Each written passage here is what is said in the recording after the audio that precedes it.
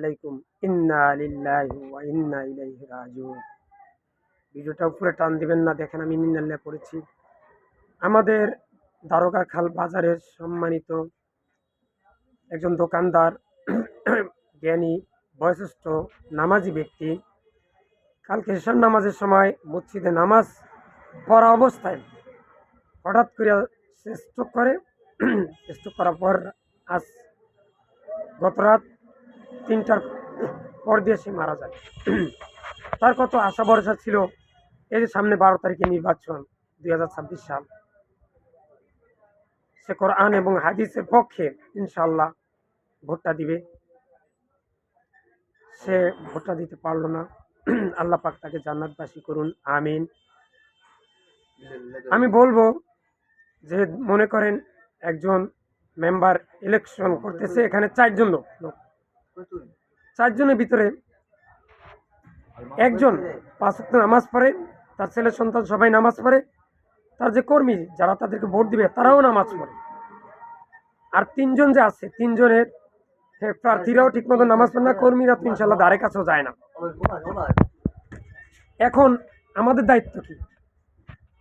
এই যে 4 জন candidate দাঁড়াইলো member, ওই যে ব্যক্তি 5 ওয়াক্ত নামাজ পড়ে, কোরআন হাদিসের দৃষ্টিকোণ দিয়ে চলে, হাতে কাজ মুখে লা ইলাহা ইল্লাল্লাহ পড়ে, সন্তানকে মাদ্রাসা পড়ে, সন্তানকে মাদ্রাসা পড়ায়, শিরক বেদাত কুফরি গীবত মুক্তভাবে পুরো জিন্দিগিটা অতিবাহিত করে।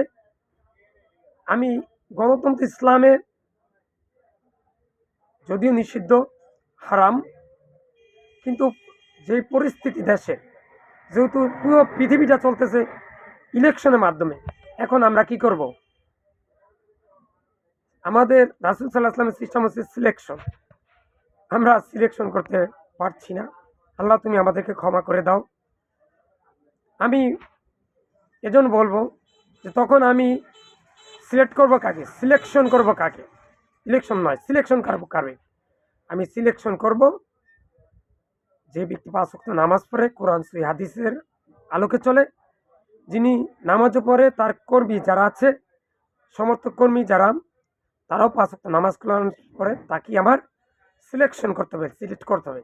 এর বাইরে যদি আমি করি তাহলে হতে পারে কবরে, হাসনে, মিজানে, ফুলসেরাতে সবখানেই ইনশাল্লাহ জবাবদিহি করতে পারে।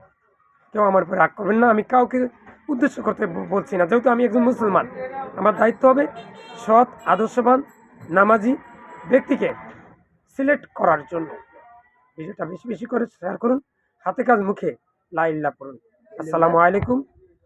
অবশ্যই আল্লাহ আমি সব পৃথিবীর সকল মুসলিম উম্মাহকে তুমি শিরক বেদাত কুফরি এবং গীবত মুক্ত রেখে মৃত্যুর সময় মুখে লা ইলাহা পড়ে মৃত্যুবরণ করে, লা ইলাহা ইল্লাল্লাহ। আসসালামু আলাইকুম।